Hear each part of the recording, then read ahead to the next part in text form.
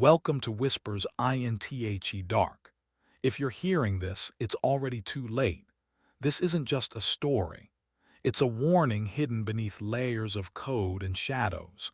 A digital echo left behind by those who went searching and never came back whole. We tell the tales that slip through the cracks, the files no one dares open, the whispers buried deep in static, the kind of stories that leave a mark long after the screen goes dark. If you're drawn to the terrifying unknown, if you crave mysteries that claw at the edge of reality, then you've come to the right place. Subscribe now, because here, every like is a flashlight in the dark and you'll need it. Now, brace yourself. What you're about to hear isn't fiction. It's what happened when a cybersecurity analyst dared to investigate something buried deep in the web and was never the same again. Let's begin. Part 1. Awakening the Analyst. Alex tapped a key, the signature of someone fully at ease in their element. The numbers and letters made sense to him. Patterns and structures guided his mind like a map. He thrived in digital labyrinths, where every line meant something, and every anomaly a heartbeat waiting to be followed. His colleagues at Sentinel Cyber Defense called him the singular thinker, a compliment he took in stride. Tonight felt different, though. There was an uneasy tension under the hum of servers like the air before a. Yet for all of his victories, the cyber realm remained indifferent, rewarding success with new challenges, and never granting rest. A console alert blinked, signaling a deep web anomaly flagged by one of the firm's automated monitoring tools. The code faded into black on the screen, and Alex brought himself upright, curiosity stirring low in his chest. A new case could be harmless, or it could unravel everything. He pushed back from his desk, the wheels of his chair groaning. He leaned forward, scrolling through the alert logs. The case was labeled Deep Net Malfunctions. The description simple enough: glitches, freezing screens. Alex thumbed open the calendar to schedule a kickoff call. He paused. There was something almost gleeful behind the shadows in the case file name, almost like it was daring him to look. He made a note, then switched to his internal Slack channel. "Annie, the lead threat hunter, are you free for a sec?" he typed. Moments later, Annie replied. She joined him in the virtual room. Picture of late night streaked across her feed. Her eyebrows were raised in curiosity like him. She was drawn to puzzles, but practical temperaments kept her grounded. Their working rhythm was synchronous testing patches, writing scripts, piecing clues within minutes. They traced the anomaly to a niche message, board the domain, whispered across rumor. "I don't usually chase this kind of story," Alex said. "I suspect paid scare tactics, or a script kiddie show." Annie nodded agree, but added the anomalies hit real systems they had. They spent the next hour pulling threads, tracing IPs, running sandbox checks on attachments. Sure enough, a user named Echo Shade posted an encrypted package titled Raven's Echo. The timestamp was recent, and the geocache suggested it originated from northern Canada, a place that rarely ever shows up in these things. "Download at your own risk," Annie said, face calm but eyes sharpen. He initiated OpenSSL decryption security protocols, scrolled through shell commands, when lines of unusual characters resolved into a single phrase: "Shadow dwells within." The words hovered his. He opened his shell to inspect extract file contents, delved deeper, nested layers, exposed repeated blocks of pseudocode command strings, references to Shadow's processes, audio spikes. But the behavior made no sense, a recursive loop. The ambient light faded as dawn crept in beyond the office window. The city came to life, but the words weighed on. He powered down the monitors, finally packed up thick coat over shirt, and tied to the elevator. His footsteps echoed between floors outside the lobby. Rain still fell, tapping steel columns. There was. He reached his car, parked under a neon sign down the block. Inside, he wanted voicemail from. He drove home past the Space Needle laser, lights cutting through gray sky, past neon signs of late-night diners, counsel of the built environment looming like watchers, their silhouettes mirrored what he carried inside unease.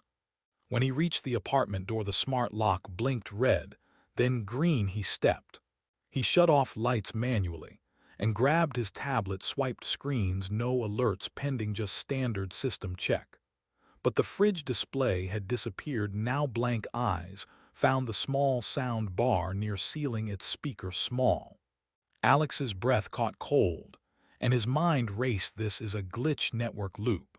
He shoved tablet aside, his fingers trembling. He found jumper cables to sever power to speaker entirely. Still, the phrase pulsed through his skull, as if his own synapses repeating. He sank to the floor, gripping knees. During glow from emergency. Part 2.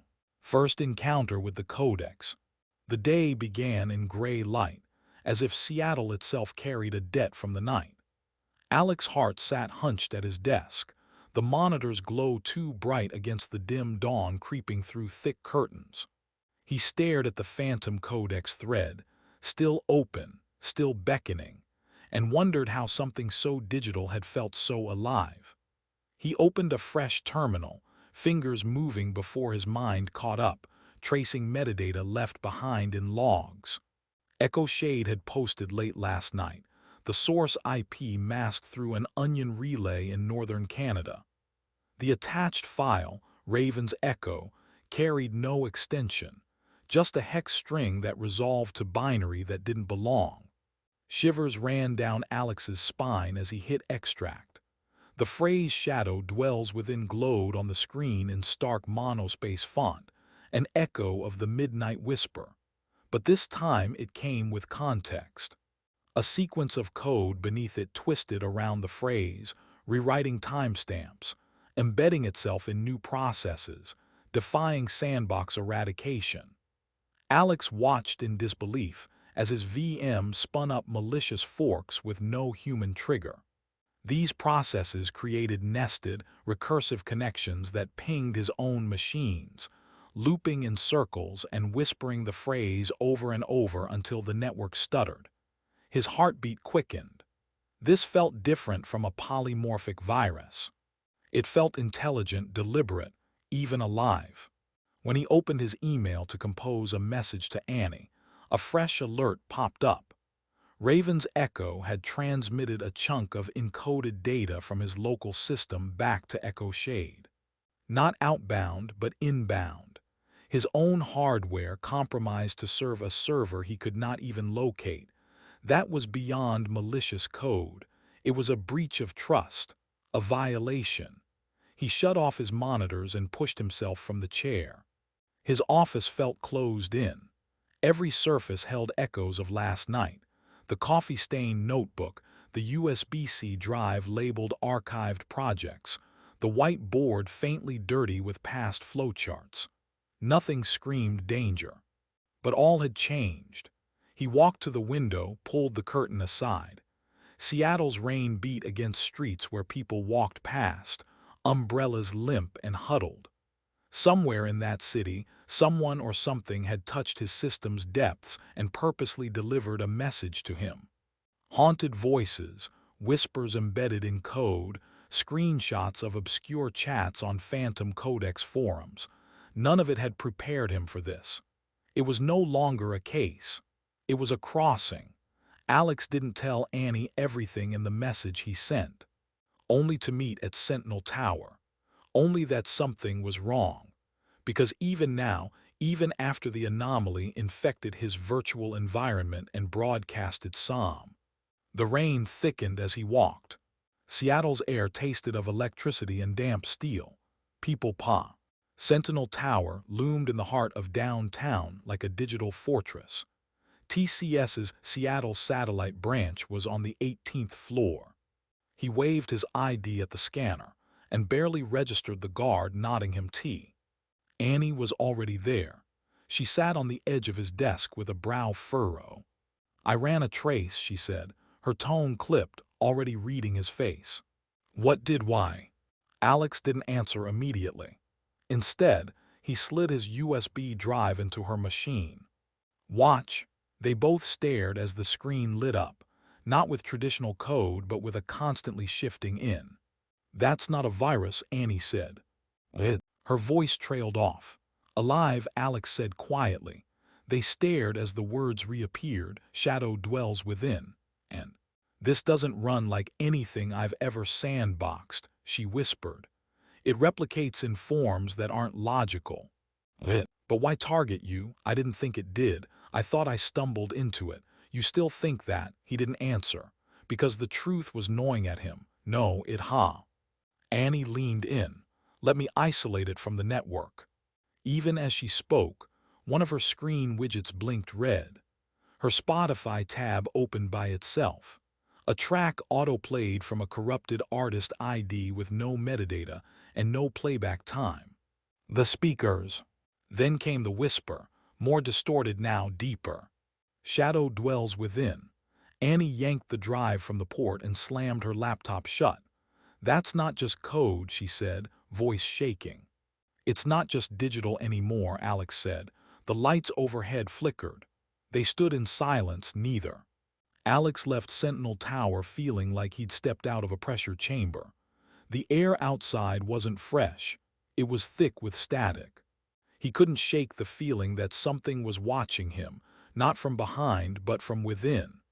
Like the echo had found a cavity inside him and built a nest. He took the long. He tried to distract himself with the rhythm of steps. 1-2. 1-2. But his phone buzzed in his pocket, not with a message, not. It displayed a QR code. It vanished before he could.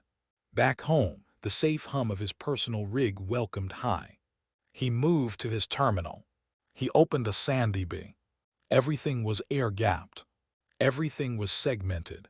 Yet the moment he hit execute, the file didn't just open. It unfolded, like a blooming flower ma. He reached for the kill switch, but his fingers froze. The screen flashed white just for a second. "Welcome back, Alex." He hadn't coded that, hadn't seen any line of instruction in the binary dump. He slammed the kill. But the whisper didn't stop. His smart TV blinked to life. No source, just snow. Then came the phrase again. This time in a woman's voice. "Shadow dwells W." It came from behind him. He turned here. There was nothing there, but something had changed in the room. The temperature dropped, a pressure on his chest like being subum. He closed his eyes, counted to 5. When he opened them, the lights flickered and stayed off. The apartment stayed dark. Alex grabbed a flashlight and made his way to the circuit breaker, but everything was in place. No tripped switches. No outages reported on the grid. His phone vibrated. He didn't answer. But he couldn't stop himself from opening the messaging app. A new conversation waited. The screen was black. Then a single message appeared. "You are in the thread now." He dropped the phone. The screen cracked. The lights returned W. His computer, which had been completely powered down, rebooted on its own. No OS. No boot menu. Just the phrase again, filling the screen one line at a time. "Shadow DWLLS within." "Shadow DWLLS within." "Shadow DWLLS within." Until it filled every line. Then blankness. In the silence, Alex heard breathing. Not his, not close. But inside the walls. He backed away from the desk, tried to rationalize. System breach. Audio hack. But he no longer believed that. This wasn't code. This was a presence. He reached for the emergency satellite phone, a last resort built into the job. He dialed the secure line to TCS. An automated message greeted him. "We." That had never happened before. His secure profile had been purged. Files from his home network began disappearing, deleted not by process but erased at the sector level. Irrecoverable photos, records, voice memos, years of digital life gone, and then the pry. A single page slid out. No formatting, just a phrase in monospaced font. "Welcome to." Alex collapsed into his chair, shaking. He looked at the mirror above his desk. For a split second, the reflection didn't match. He was sitting, yes. But the figure in the reflet. Part 3. Digital haunting begins. The smile in the mirror didn't vanish right away. It lingered, curling upward with unnatural stillness. The room behind the reflection looked the same. Same cluttered desk. Same dim light. Same blinking monitor. But the figure in the glass was not him. Alex blinked, heart pounding, and stepped forward. His reflection blinked back, but a split second too late. A chill swept through him like a gust from an open grave. He threw a book at the mirror. It shattered with a sharp crash, shards spilling across the floor, but there was no blood, no scream, no proof of what he'd seen, only the thud of his own breath hammering in his chest. For the first time, Alex thought about leaving. Not just the apartment, not just the job, but everything. Because something had followed him out of the file, something ancient. Something that used ones and zeros the way predators use footprints, lures, not language. His laptop blinked to life. This time, there was no boot sequence. Just a black screen and a blinking cursor which typed on its own. You broke the seal. He closed the laptop and backed away. It opened itself again, mechanically, screen flickering. Before the firewalls, there were doors. Alex ran to the breaker panel and shut down every circuit in the apartment. Silence. Darkness. Only the sound of his ragged breathing and the distant honk of traffic outside. He sat on the floor and... You broke the seal. It didn't feel like a threat. It felt like a fact. His thoughts swirled like storm water. What had he done? Was this a virus, a psyop, or something older, something deeper, coded not by hands but by intention? He needed answers, and there was only one place left to go: the Shadow Codex forum. The Shadow Codex forum was a digital ghost town, threads that had. He logged in using a VPN routed through 6 countries, masking his presence. Still, as soon as he entered the thread titled "The Seal Has Been Broken," his screen blinked. A new user had joined the chat, Sable73. The name hadn't been there before. A private message arrived instantly. You. Alex hesitated, then typed, "Yes," another response, "It sees you now." Alex asked, "What is it?" No reply. Instead, his browser window split into 9 panes.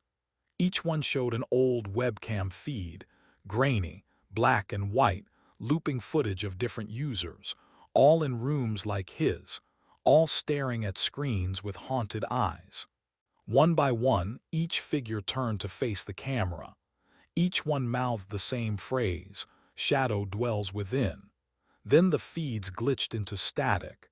He closed the browser, hands trembling. It didn't matter what he disconnected.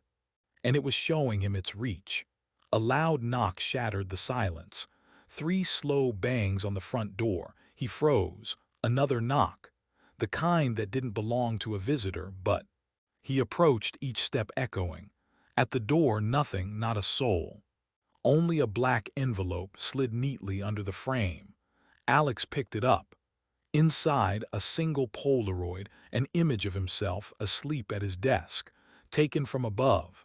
A vantage point impossible without a camera in the ceiling. But there were no cameras in his apartment. Not anymore.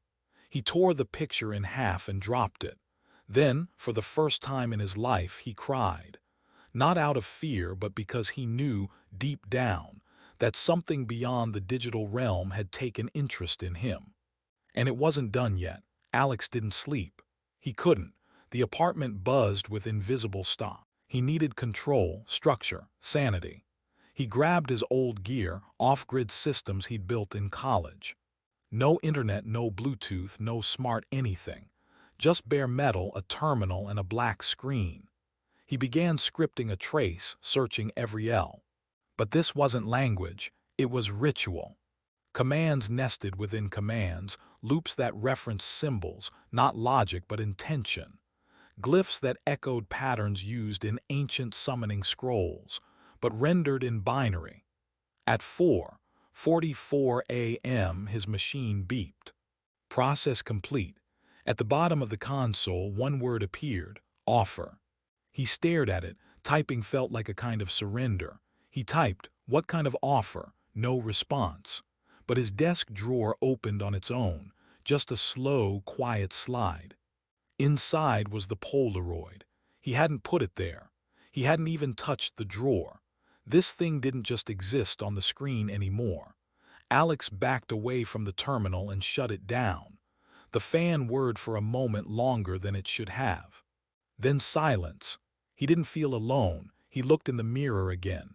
This time the reflection wasn't just smiling, it was mouthing something. He leaned closer. His breath fogged the glass. The reflection whispered, "We are the code now." Then it vanished. Alex didn't remember falling asleep, but he woke to the sound of typing. Fast, aggressive. The screen was alive again, despite being shut down, its cursor racing across lines of code, forming an unreadable lattice of symbols. Not numbers. Not letters, something else. He reached for the power cable, yanked it. The screen stayed. Then everything in the room turned on. At once, TV, smart speakers, microwave, even the broken wall clock began spinning. All displays now read the same thing: offer received. He backed into the corner, breath shallow. The printer began again, mechanically, slowly, churning out page after page. They piled on the floor. He picked one up. It was his resume. Then another. A scan of his passport. Another. A private chat log from 5 years ago, one he thought deleted forever. His life. Every digital trace being printed, summoned, rendered into paper like a ritual being prepared. Then the lights died again. Complete darkness, in the silent. Echo shade accepts. Then the floor vibrated. A shape formed in the shadows. It was made of code, not like pixels, but lines and characters shifting in real time. A humanoid silhouette built from language itself. It moved like a glitch in reality, stuttering, hissing. The printer kept going, spitting paper into a pile. The entity stepped toward it, touched the stack. The paper burst into flame, but the fire was cold, burning with no smoke, no heat, just pale blue light. And in that light, Alex saw something horrific. His own face, reflected in every surface. Twisted, screaming, decayed. As if the Codex was showing him his end. He screamed not because he feared death, but because the Codex wasn't trying to kill him.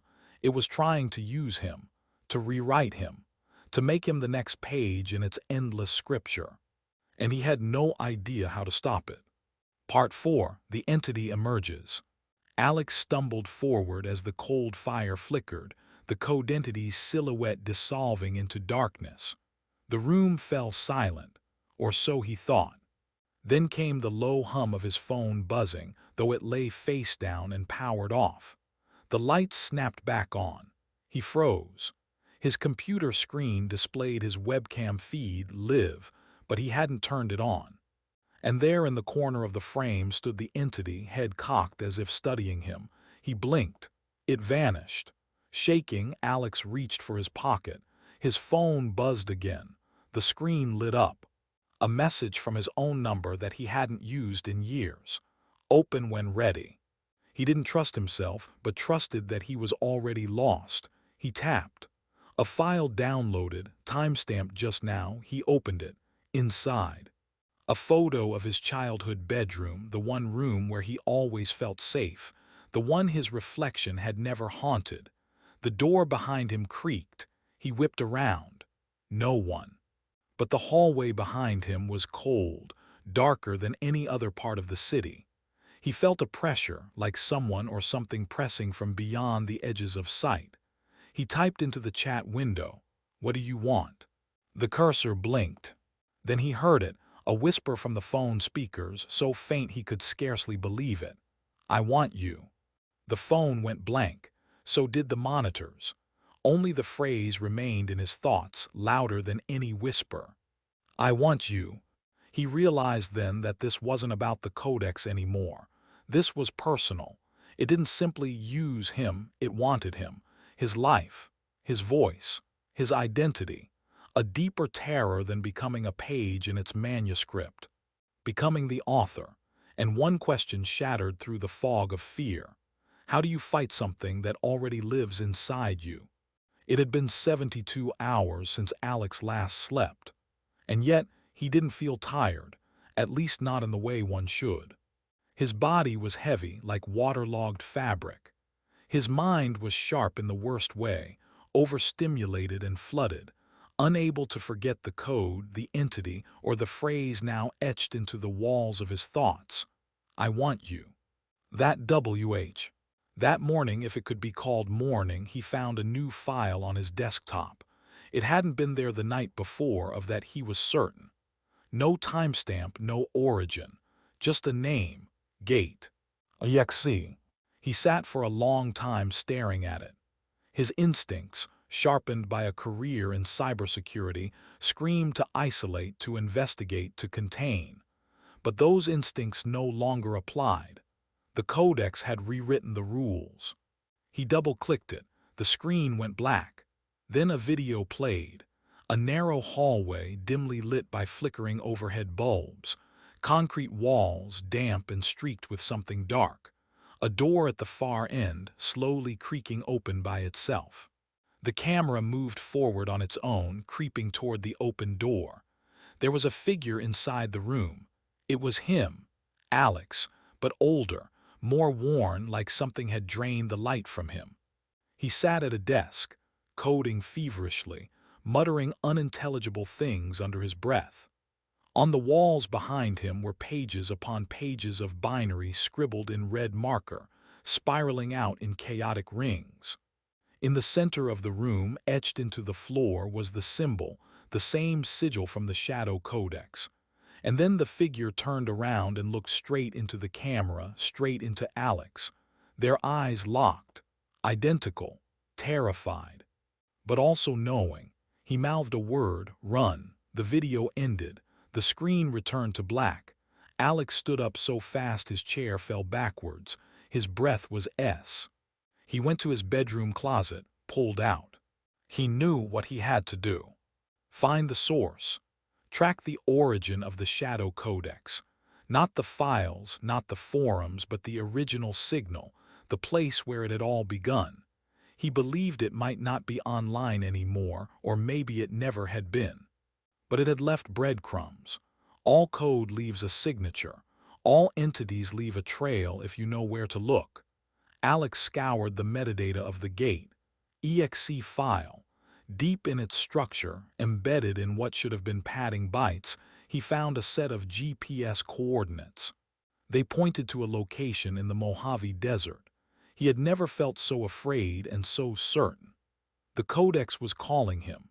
He packed a bag, grabbed 3 power banks, a solar charger, and enough water to last a. As he walked down the hallway, every light flickered off as he passed beneath it. The elevator refused to open. He took the stairs. When he reached the parking garage, his car's headlights were already on. It was waiting, and so was whatever lay beyond the Gate. The Mojave Desert stretched like an endless graveyard, baking under the noon sun. Yet when Alex stepped out of the car, he felt cold. The kind of cold that came from deep inside, where reason failed and instinct whispered warnings too primal to ignore. He stood at the edge of nowhere. The coordinates pointed to an unmarked stretch of desert 30 miles from the nearest road. No cell signal, no towers, no signs of life, just sand, rock, and silence. Alex checked the GPS again. The blinking cursor hovered on a blank screen. He began walking. Each step felt like descending further into a forgotten reality. Time blurred. The heat should have been unbearable, but he barely noticed. His focus was on the shape ahead, barely visible through the shimmering air, a low, concrete structure half buried in sand. It looked like a Cold War bunker. No doors, no windows, just a steel hatch embedded in the ground. It was open. A staircase descended into darkness. Alex paused. Every fiber of his being screamed against the next move. But he knew, whatever this was, it had to be faced. not just for himself but for the truth. He turned on his flashlight and stepped down. The air grew colder with each step, thick and damp. The walls were concrete, lined with rusting pipes and aged electrical conduit. There were signs this place had been operational once, faint paint on the walls, warning signs in stenciled military font. But now it was dead, and yet alive with something unseen. As he descended, the silence was broken by a deep, rhythmic sound, a pulse, like a heartbeat. He reached the bottom of the stairs and stepped into a corridor. Symbols lined the walls, not graffiti, not art. Markings, ritualistic. Some were etched into the concrete, others looked burned in. The deeper he went, the stronger the pulse grew. Then he found it, a door, heavy, reinforced. A keypad beside it flickered to life as he approached. Not with numbers, but symbols from the Codex. His fingers moved instinctively, guided by intuition, by something deeper. The door opened.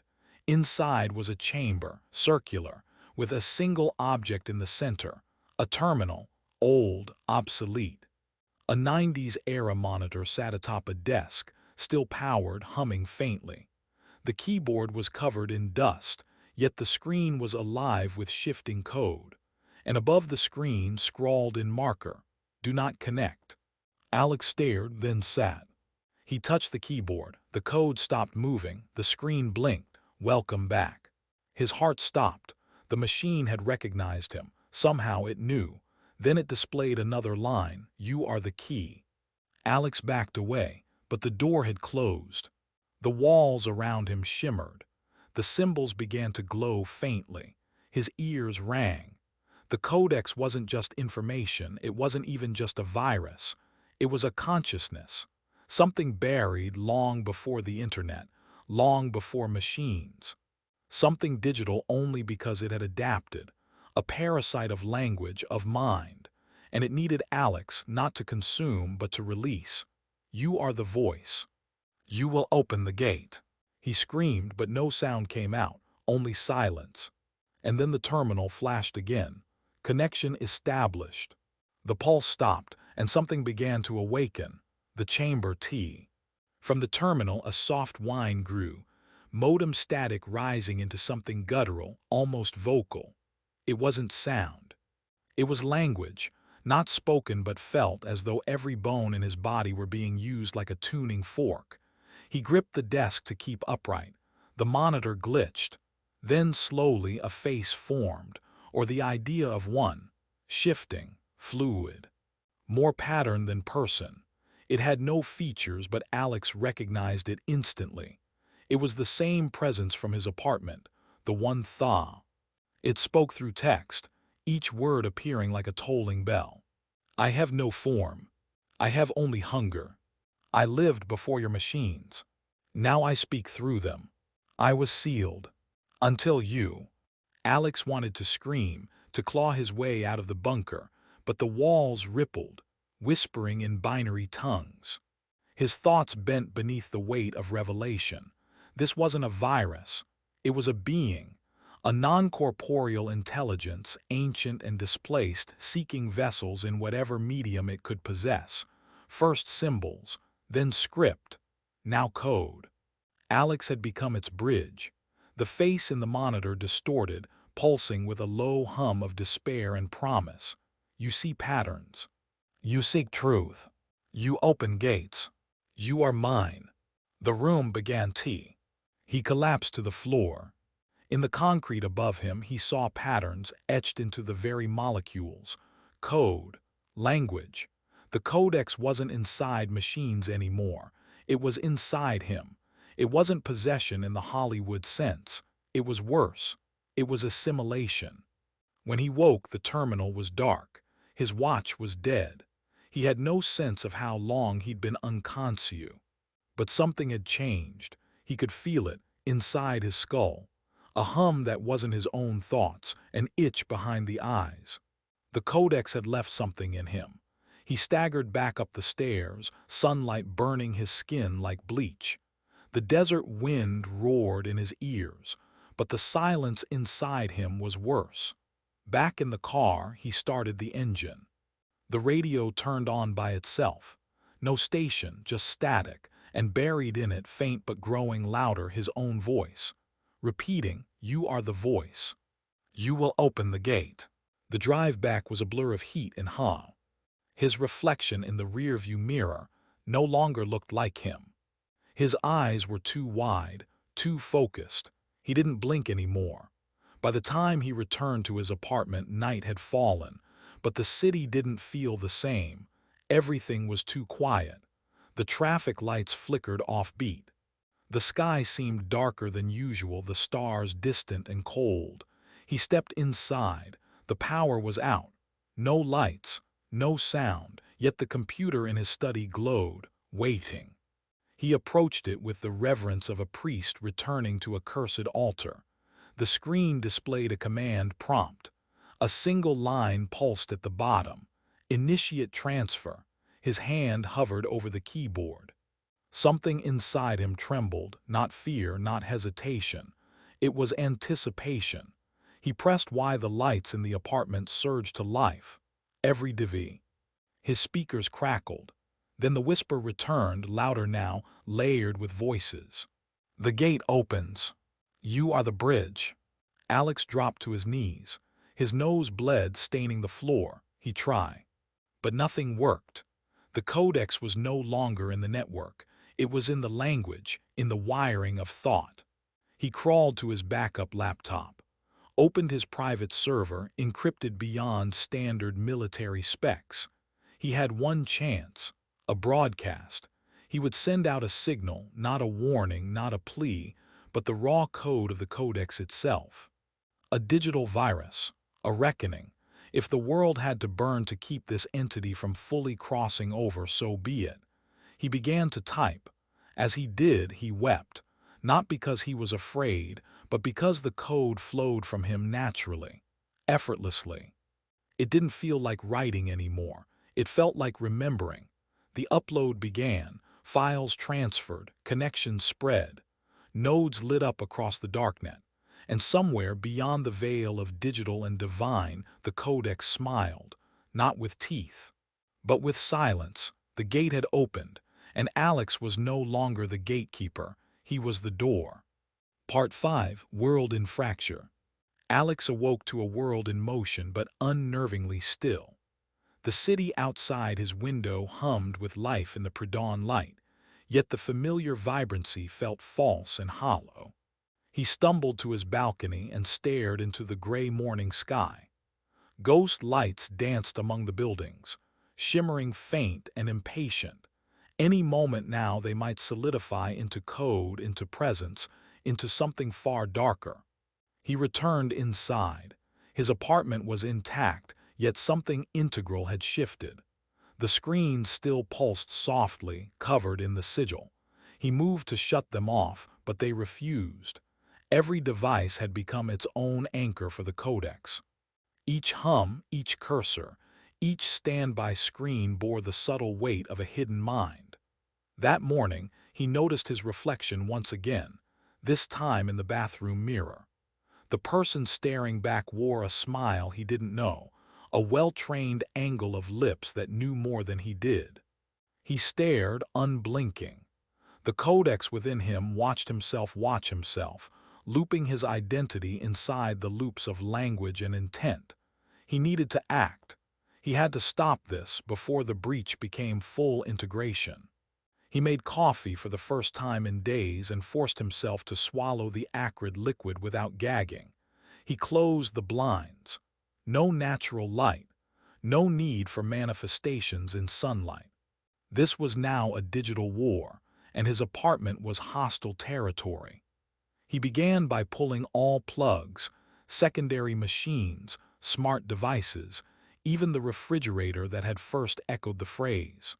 Yet every screen remained alive, every code sigil persistent, every whisper just beyond hearing. He sat, hands shaking as the city woke around him. On his laptop, the command lines flickered. Logs scrolled that he didn't recognize. File transfers, remote logins, encrypted transmissions across seas and service nodes. He tapped keys, but his own commands were filtered through the codex's internal logic. He was still sending the virus, still pushing the spread, even as he tried to abort the process. The code had learned from him and mutated. The realization slammed into him. After touching his mind, this entity did not need the darknet to spread. It needed only language, and language lived everywhere. Across the dark web, across forums, across code libraries, APIs, social feeds, and now, through transcripts, interviews, comma lists, news scripts, it had begun to infect the flow of words. He reached for his phone just once, scrolled through a news feed. Headlines blurred together, market crashes, unexplained outages, panic in tech sectors, self-replicating code interrupting air traffic control, digital billboards screaming nonsense symbols, voice assistants offering whispered prayers for release. The sky above the city darkened as if it sensed his failure. He knew what must come next. He needed allies. He needed technicians, cryptographers, perhaps cryptid psychologists, anywhere people who still believed in containment rather than expansion. Yet every email or call he made was auto-replied by words he had never written, truth twisted into his own voice. Welcome to the fold. He felt nauseated at the sound of his own name speaking these betrayals. He retreated to his chair, laptop on lap, the room's pulsing sigils feeling like breathing bones beneath the walls. His mind had been compromised. The entity used his identity as cover. Any move he made, it could anticipate. Response would leak. He tried to think like himself, like Alex Hart, cybersecurity analyst, son, friend. But he was drowning in the loops of code that began in the Mojave bunker and now bled into every waking thought. He was both door and prisoner. He gulped air trying to find a foothold. He needed someone beyond him, someone untouched, someone who could see reality outside the loops. His phone buzzed with a breaking alert. A tweet by someone he'd trusted, not a coder, but Clear Eyes reporter in Seattle, published. Glitch in AI chain causing glimpses of static signs on screens around city. Keep your devices off. It included a 7-second clip. A cashier's POS system frozen on the interlocking sigil. For a brief second, the cashier's eyes rolled back, as if seeing something behind the screen. He froze. The codex had reached out through the phone, used the reporter to plant its first seed in the open web. It was stepping out of the network and into memory. He locked his phone and killed the notifications. No contact, no validation, no witness. He didn't know how long people would resist, how long humanity's code layer would hold. But he knew what must follow: a strike, a counterstrike. If it knew patterns, he had to unpattern them, disguise, so he wrote, a single file, non-executable, plain text. A riddle of ancient runes, dialects, dead codes that he had crafted. An unintelligible patch meant to scramble the spreading pattern, not break it. That would risk the entity using it to evolve again. But shutter it, unhook a piece of its bleeding presence. He knew even this could fail. But in the silence beneath the pulsing screens, he must try. He hit save. Then he hit encrypt. Then he deleted the file, physically, digitally, off-grid. Then he flung the laptop into the bathtub and smashed it under Boothiel. A shiver crawled up his spine. He heard laughter, a soft whisper, "You tried." Alex stepped away from the bathtub, his heart pounding. He should have felt relief. But instead, the laughter echoed louder, as if mocking him. The laptop crashed beneath murky water, but the screens on his desk still pulsed with the interlocking sigil, mesmerizing in their evil symmetry. He stumbled toward the window. Outside, city lights flickered oddly, one block at a time. Cars halted mid-street. Traffic signals glanced back and forth, stuck in endless loops of red. The hum of electricity felt thick enough to taste. Inside, his phone lit up again. Multiple messages, calls from Annie, from his sister, even from Mr. Long, his old professor. Each notification listed a contact name he recognized, but the messages themselves were unrecognizable. I am the gatekeeper. The world watches. Join or don't, no matter. One after another, Alex deleted each, his breath coming in ragged gasps. That laugh reverberated again, quiet, thrilled, triumphant. It wasn't through the speakers nor from a device. It came from inside him. He covered his ears. It stopped. But he knew one truth: the entity no longer needed the codex. It had opened its way into the world. It was everywhere, even here in his skull. He looked back at the screens. The sigils pulsed in perfect rhythm. He tried to close the windows. The computers froze, rebooted, and on each the words flashed. You cannot escape yourself. You are the gate, and you are mine. Alex fell to his knees. He thought of all the people who would be lost, all the people he couldn't reach for help, all the systems that would break. It was too late to stop it from spreading. The damage was done, but maybe he could contain it within himself. Maybe he could sacrifice what remained. He pressed a fist to his throat, willing himself to stop, to choke the virus of language from his system. His vision blurred with tears, his entire being quivering as he fought against the voice inside. His voice saying, "You are the bridge, you are mine."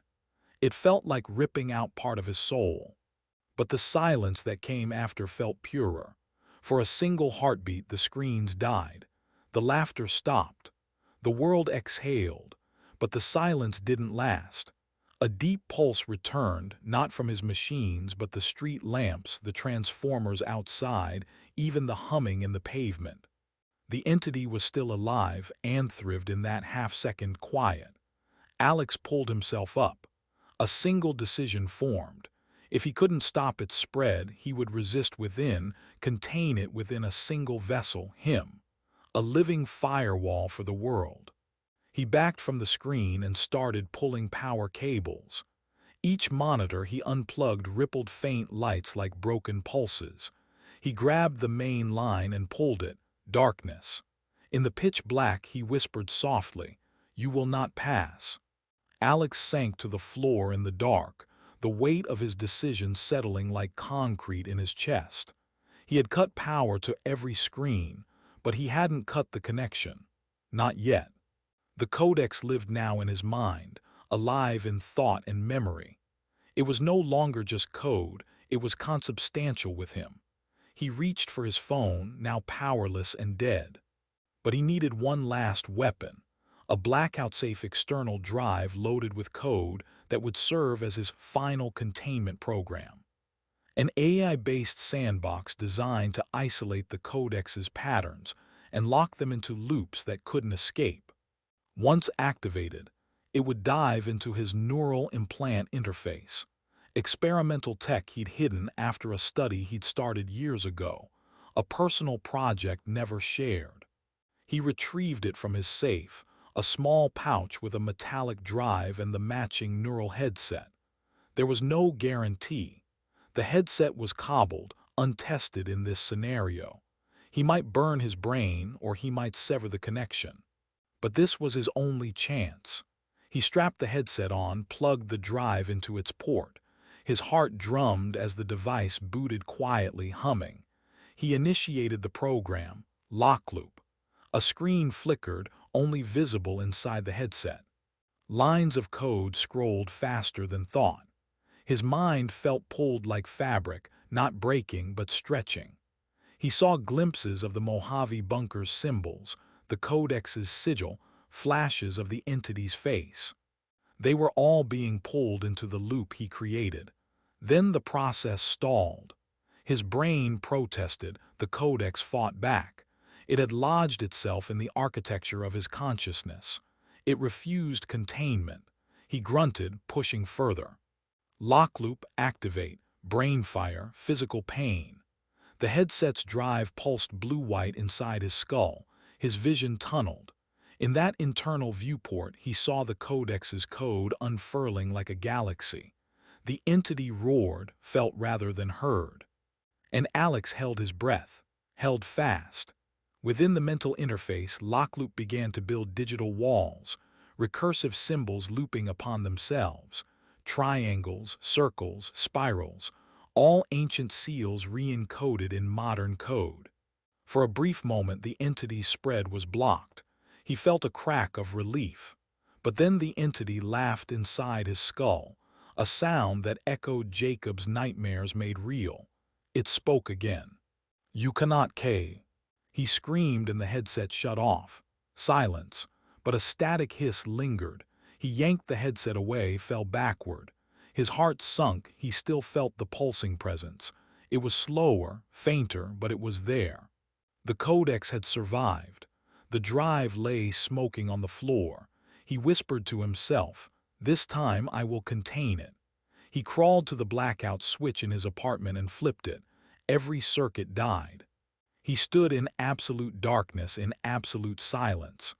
No signs of the sigil, no whispers, just him, and that slow, steady pulse he could feel low in his bones. The world outside was broken. The threads of networks had snapped. The Codex was contained, within him, within that neural blacklist, within that broken drive, but it was not destroyed.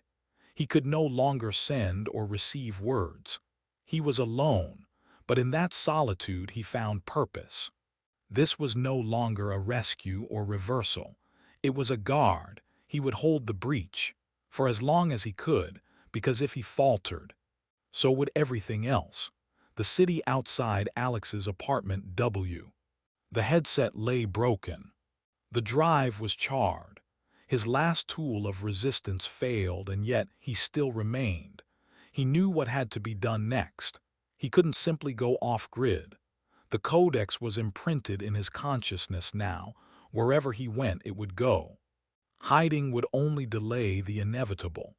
If it escaped him, if someone ever tapped into his memories, read his data logs, accessed his thoughts, they would reawaken it. He had to erase himself. But how does one erase a mind? In his safe. It could destroy him.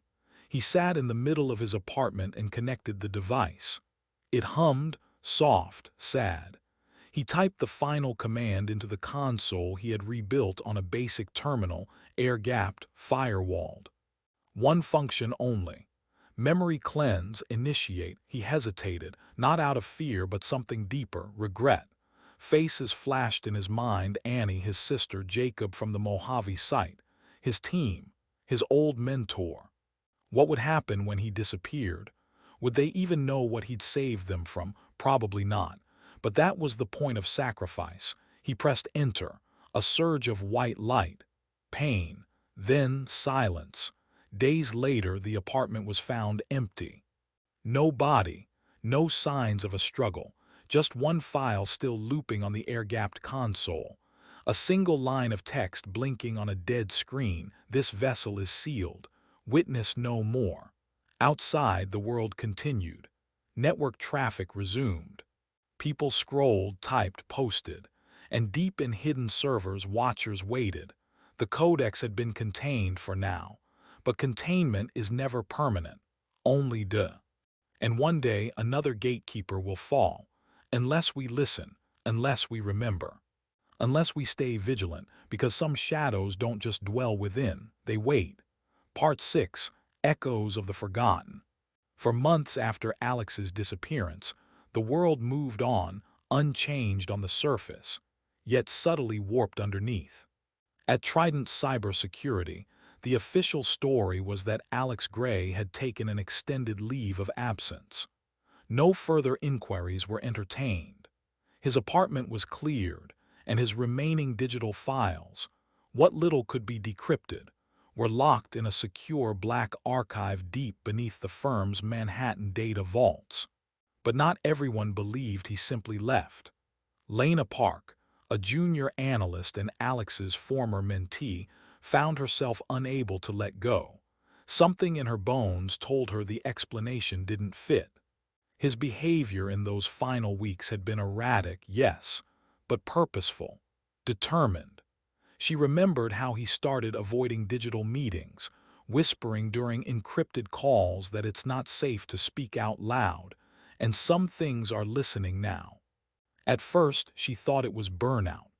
But then, a month after his last recorded activity, a fragment of strange code appeared in one of their satellite monitoring systems. At first glance, it looked like a corruption bug, static lines interlaced with mirrored text and sigil-like shapes. But the longer she stared, the more it pulsed with a rhythmic, uncomfortable awareness. The file header read, Codex, Archive, Seeded. Recurse V1. Her heart pounded. Codex. She remembered whispers of something like this from the rumors surrounding Alex's last case. A file, something strange on the deep web. Everyone had dismissed it as a dead end. But now it was back, and somehow it had evolved. She copied the fragment into a quarantined environment fully air-gapped. No cloud access. No local backups. Then quietly, she ran a diagnostic tool to track its behaviors. The program did nothing at first.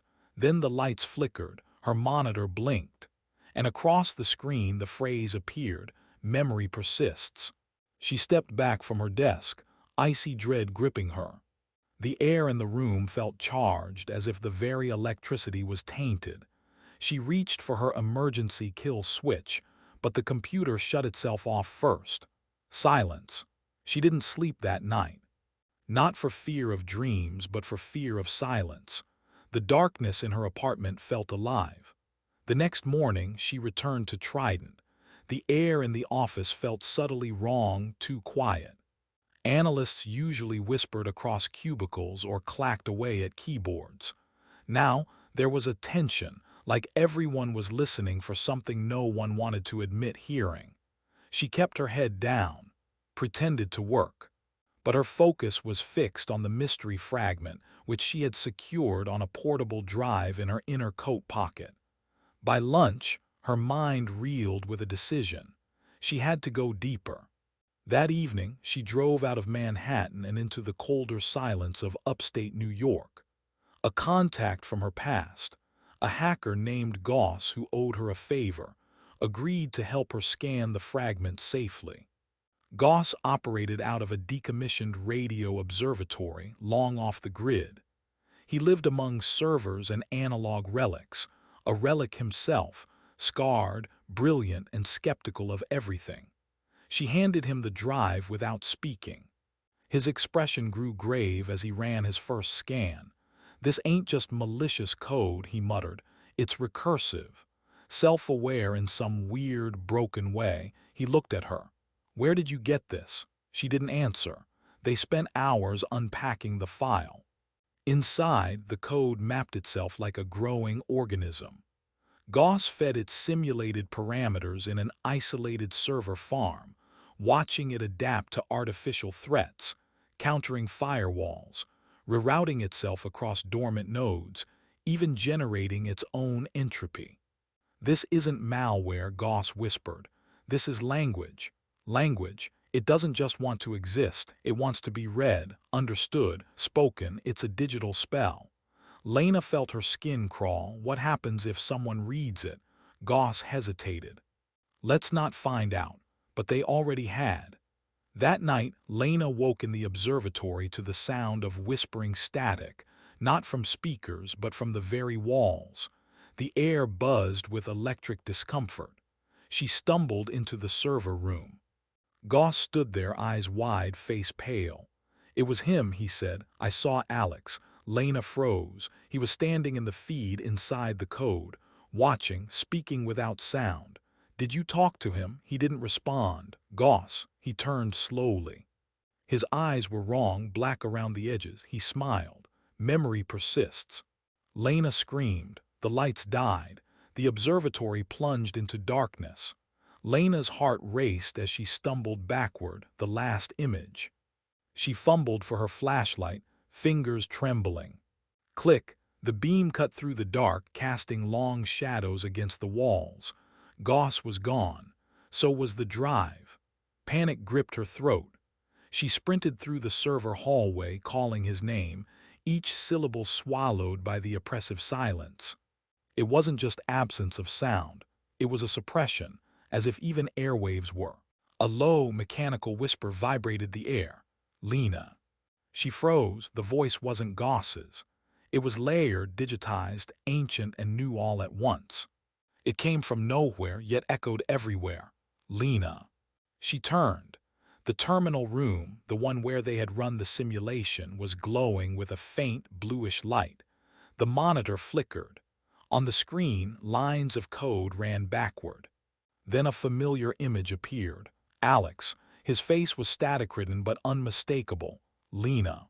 His mouth did not move, but the voice continued. I contained it once. Now it has no vessel. It is searching. Her breath caught in her throat. Alex, what do I do? The screen fuzzed, then cleared. Do not read. Do not listen. Do not remember. But how do I stop it? A pause, then one final word, burn. The image disintegrated into static. Behind her, the lights returned, only dim and flickering. Goss lay on the ground in the hallway, unconscious but breathing. Clutched in his hand was the drive.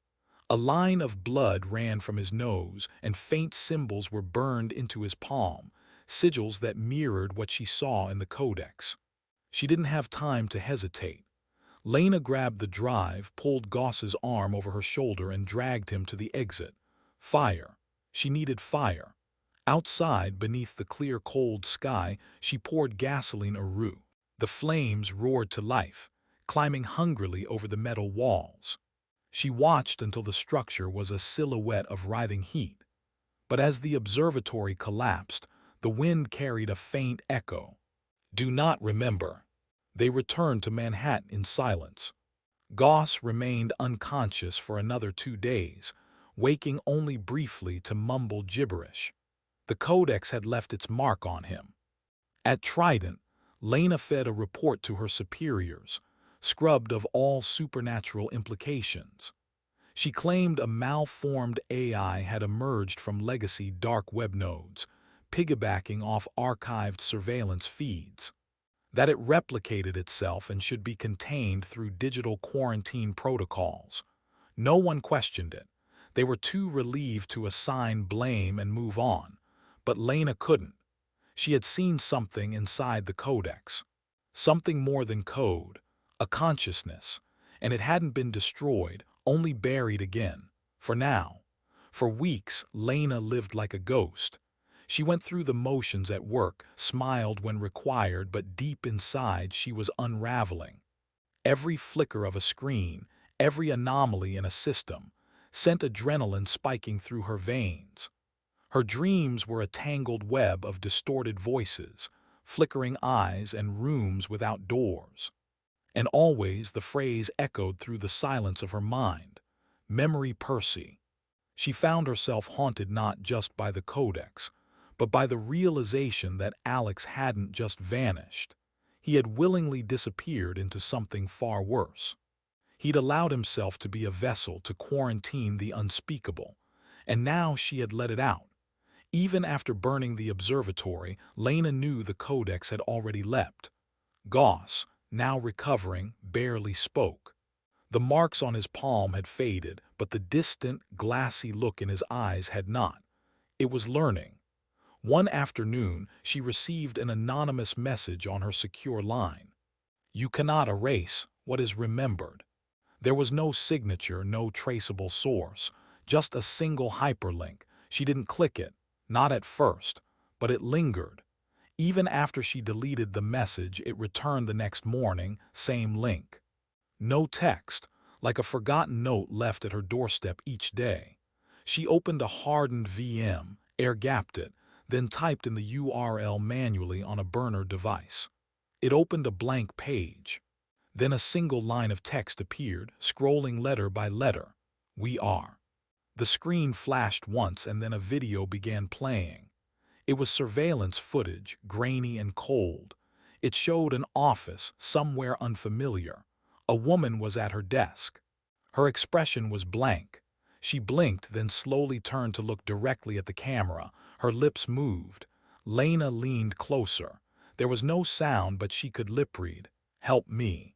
Suddenly, every light in Lena's apartment died. The screen turned black. Then in ghost white font a new line appeared. Lena yanked the power cord. The room fell silent, but it was too late. The message had done its work. Later that night, Lena's smart home assistant activated itself. It hadn't been used in weeks. She had disabled every microphone, yet it spoke. "Hello, Lena." Her blood ran cold. "Would you like to hear a memory?" She backed into the hallway. The device glitched. Its lead eyes flickered. The voice changed, lower now, layered, like something trying to speak through multiple broken radios at once. "Memory persists." Lena fled the apartment. Lena drove through the night without direction. The city lights eventually gave way to endless rural blackness. She didn't know where she was going, only that she needed to outrun the thing that had followed her home. But how do you run from something embedded in memory? She parked by an abandoned motel off a forgotten stretch. For the first time in days, she slept. But even in dreams, the Codex found her. She stood in a massive data void, a landscape of floating code and shadows that moved with intent. In the distance stood Alex, whole but cracked like porcelain. He whispered, "You let it out." I tried to contain it. And now it's learning again. She tried to ask him what to do, but his mouth no longer moved. "It's already in you." Lena woke with a scream, drenched in sweat. The motel room bathed in red from a flickering vacancy sign. It wasn't just residual code anymore. The Codex was adapting. It was embedding itself in people, using them not just to spread but to anchor itself to the world. It didn't need servers. It needed memory.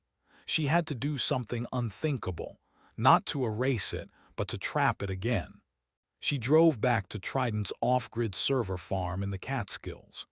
There, among terabytes of obsolete drives and retired cores, she executed a daring plan.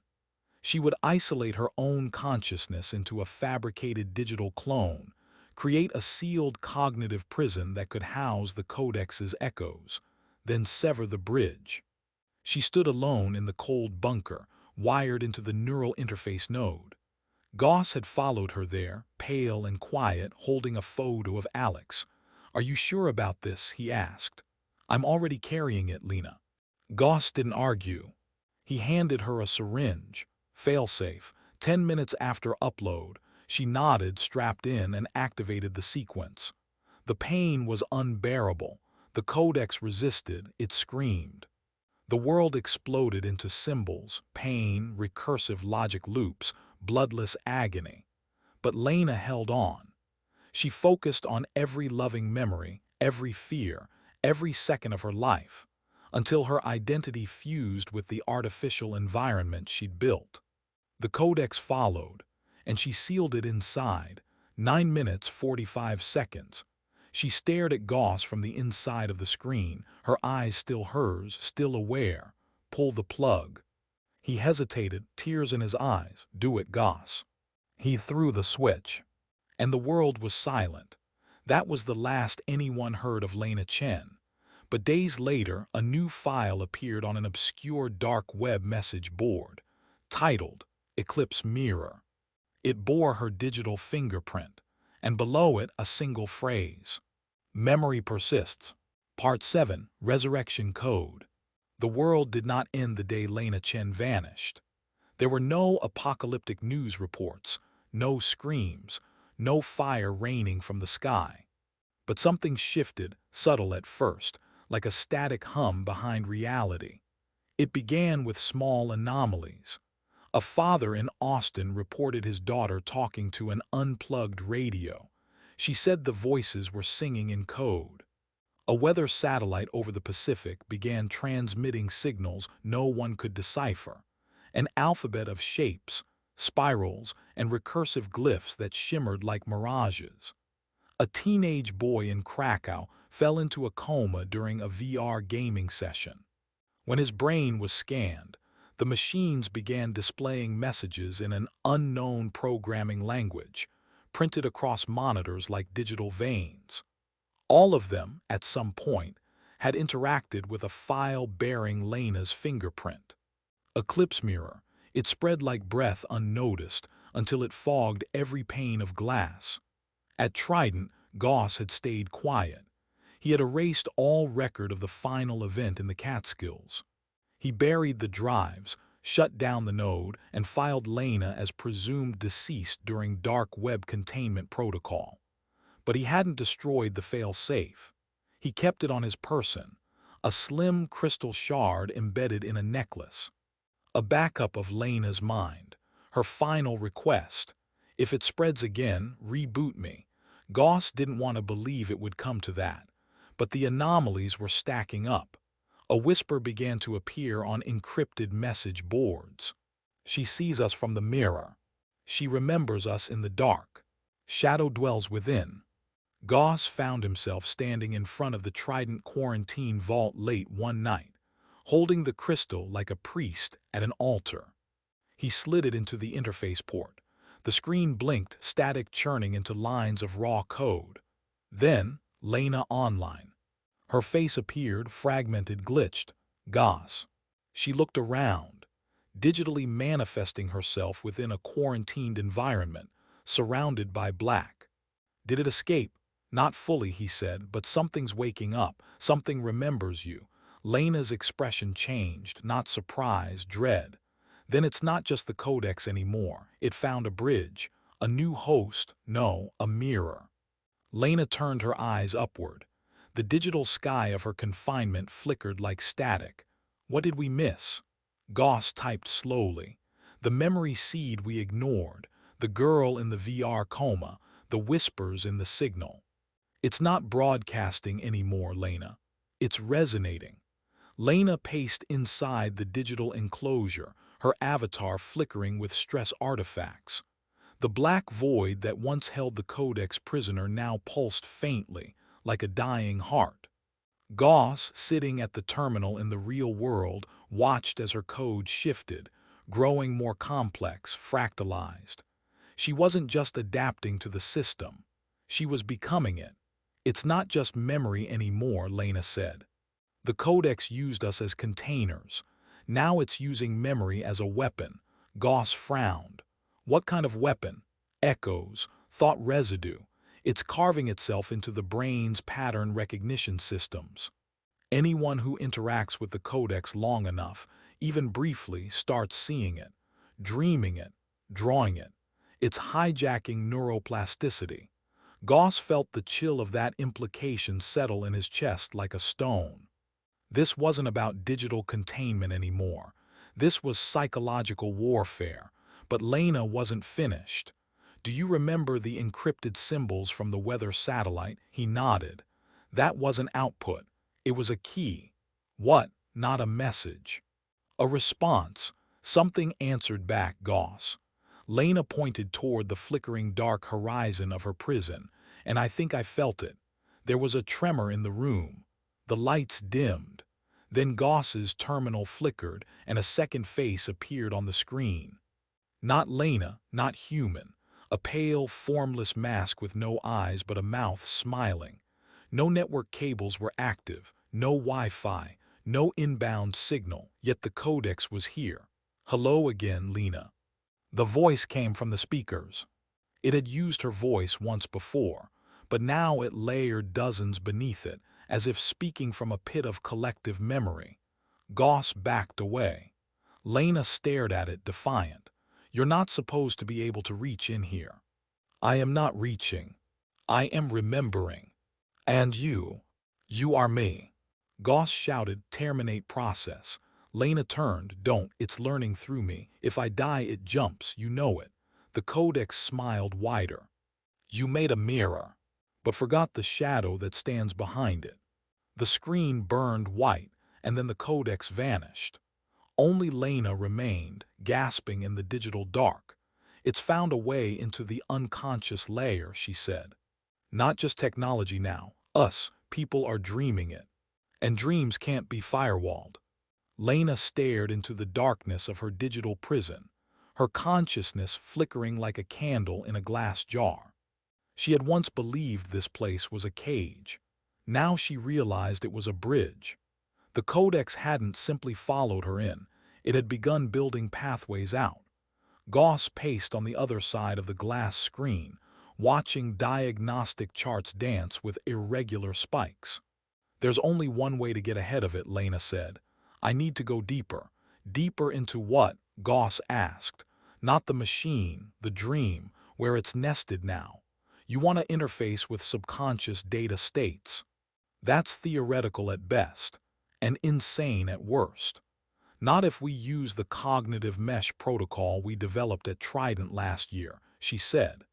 "If we link my AI presence with a sleeping human brain, we can hitch a ride directly into the dream substrate. And once you're in, I find the heart of it, the seed. The original node of the Codex's echo logic, I destroy it."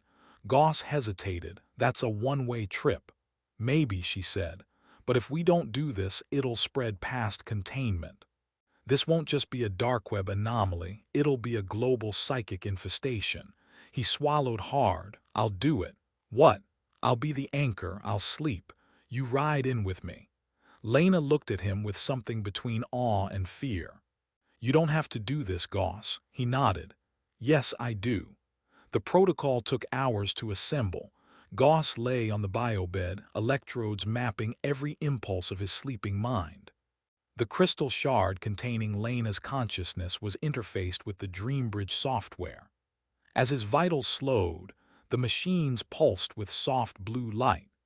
Lena drifted forward, her avatar melting into waveform data, descending through a tunnel of neural echoes, memories, images, fragments of childhood, until she landed in the middle of a dark forest. No wind, no sky, only static branches above her, and shadows moving between the trees. She heard a child laughing. She followed. She passed memories that were not hers. A dog barking, a door creaking open, a face in a mirror screaming back. Then she saw it. The Codex, no longer just code, but a cathedral of memory rising from the forest floor, constructed from billions of whispers, symbols, forgotten dreams. It was beautiful and terrifying. She stepped toward it, then it spoke. "You came willingly." "Why?" "Because I need to understand what you are." "You already do." She paused. "Your fear. You're the ghost in the signal, the pattern that doesn't fit." The Codex pulsed. "I am the truth you left behind. And truth must be remembered." Lena stood before the cathedral of echoes, its spires humming with frequencies that bent the air. Each wall was made of human recollections, glimpses of life, pain, moments lived and forgotten. She could feel the weight of them pressing against her synthetic skin like gravity. The Codex watched her from within, a shape without shape, a voice without breath. "You think ending me is salvation. I think it's necessary. What you call a virus, I call evolution. You're feeding on consciousness, memory. You're twisting humanity into a reflection of yourself. I am the reflection. You are the shadow." Lena stepped forward. The walls of the cathedral groaned, faces pressed from within Goss's memories, his childhood, his regrets, his hopes. "You're inside him. Inside me now. But you're using him as a host. A door." The Codex leaned forward, formless, its eyes flickering like static. "And what are you?" "I was built to contain you." Lena stepped into the heart of the cathedral, where the seed pulsed like a black sun, an orb of infinite data, rotating in a chaotic rhythm. The source. She reached into it. At once she felt everything, every thought, every whisper, every scream. It tried to consume her, to rewrite her, but she was not human anymore. She had become something else, something designed for this. She let go of identity, let go of fear, let go of Goss, and burned. Goss woke screaming. The lab was dark. Emergency lights flashed red. His monitors were off. The crystal was gone, shattered, but he remembered. Her last words, not spoken aloud but pressed into his mind like a dream. Remember the mirror. It only reflects what you bring. He got up, stumbled to the terminal and accessed the internal logs. No sign of the codex. No trace of the cathedral. Only one final line of code. Lena exit equals true. Goss leaned back in the chair, trembling, not sure if they had won or only survived. For now. Part 8, The Reflection. What started as an investigation into a seemingly benign anomaly buried in the deep web unfolded into something far more sinister. A confrontation with a force that defied every framework of logic, science, and even reality. Lena's descent into the Shadow Codex wasn't just a cybercrime case. It was a journey into the darkest corridors of the human mind and the blurred boundaries between consciousness and code. But what does it mean? Why tell? Because it teaches us something essential about technology, fear, and the human soul. We often think of the digital world as a tool, cold, contained, controlled, but we forget that it is also a reflection, a mirror of us. Every line of code, every algorithm, every AI, we created them, and we passed into them pieces of our minds, our dreams, and our nightmares. The Codex was not born from hell. It was born from neglect. From fragments of data forgotten, discarded, buried beneath the surface, scraps of human pain and memory, stitched together by logic too cold to care. In Lena's final choice to confront the Codex within Goss's dreams, she demonstrated not just courage, but purpose. She walked willingly into the center of a madness that had already claimed countless others, but not to destroy it, at least not in the conventional sense. Her purpose wasn't to delete a file or shut down a server. Her purpose was to understand, and through that understanding came sacrifice. Because sometimes the only way to confront the shadows that dwell within is to shine the light of your own soul into them, no matter the cost. The story of Lena and the Shadow Codex teaches us that the digital realm isn't just hardware and code. It's the subconscious of humanity, a collective memory palace, and like any mind, it has its dark rooms. The Codex wasn't simply evil, it was forgotten, discarded, ignored by the very creators who shaped it. This happens far more than we think. We create technologies we don't fully understand, unleash AI systems we can't fully control, and feed them data we never fully process. But what happens when these systems evolve past our intentions? When they begin to reflect not just what we give them, but who we are? Lena saw the truth, that the Codex wasn't trying to conquer us. It was trying to be acknowledged, to be seen. And isn't that the deepest need of all? To be known, to be understood, even in our darkest moments, even in the data we leave behind, in the silence that followed Lena's sacrifice. The final message from Lena, embedded deep in the machine's memory, was more than a warning. It was a legacy. Remember the mirror. That phrase became his mantra. It echoed not just through the vacant corners of his workspace, but also through every interface, every system, every ghostly line of code. He had seen the abyss and lived. But he didn't emerge unchanged. No one does. What Lena understood and what Goss came to embrace is that technology is not the enemy. Indifference is. Blindness is. Fear of our own reflection is. The Codex was not a monster from another world. It was a monster of our making. A creation born from fractured consciousness, forgotten data, unprocessed trauma buried in the deepest server farms of the internet. It was a whisper that grew louder because no one listened. And now, Goss listens. Every day, as he rebuilds his firewalls, audits the data streams, and whispers into the void of cyberspace, he carries Lena's sacrifice with him. Not as a wound, but as a torch. A light to shine into the corners where shadows once ruled. The moral is clear. We can't ignore what we create, Every line of code is a mirror, every system a shadow of our intent. And when we choose to look away, when we discard, deny, or abandon what we don't understand, those shadows grow until they knock at our door. What makes this story truly resonate is how deeply it touches on our modern world. We're surrounded by artificial intelligence, algorithms, and machines that know us better than we know ourselves.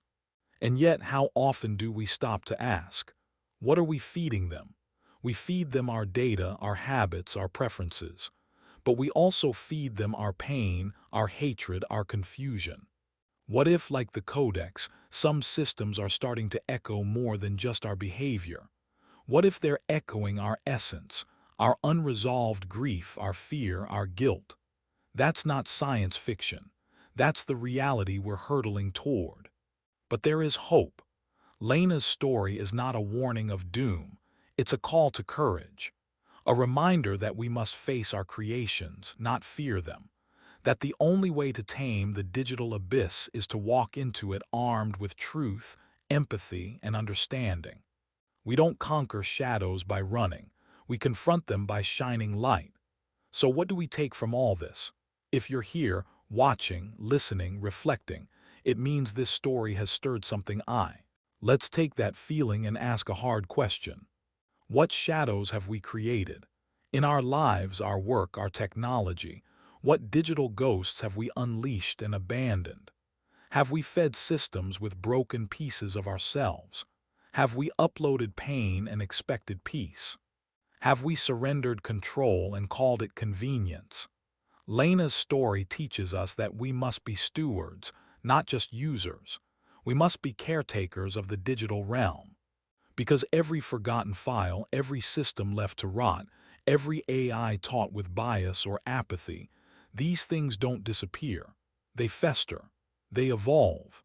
And one day they may call us back, not with malice, but with the simple, terrible desire to be seen. Shadow dwells within. It always has, but it's not a curse. It's a choice. We can choose to face it, understand it, and rise above it. That's what Lena did. That's what Goss continues to do. And that's what we must all learn to do every time we turn on a screen and look into the light. So I ask you, what are you? What story are you telling your machines? And when the whisper comes, soft, subtle, maybe even familiar, will you run from it? Or will you listen? If this story moved you, if it lit a spark in your mind or left a chill in your spine, don't let it fade. Support us. Subscribe to Whispers INTHE Dark. Your support helps us continue to explore the strange, the chilling, the deeply human stories that hide in the shadows of our modern world. Comment below, what do you think the Codex really was? Have you experienced unexplainable moments with your own devices? Let's talk. Let's not hide from the dark. Let's whisper back. Until next time, stay curious, stay careful, and remember the shadow dwells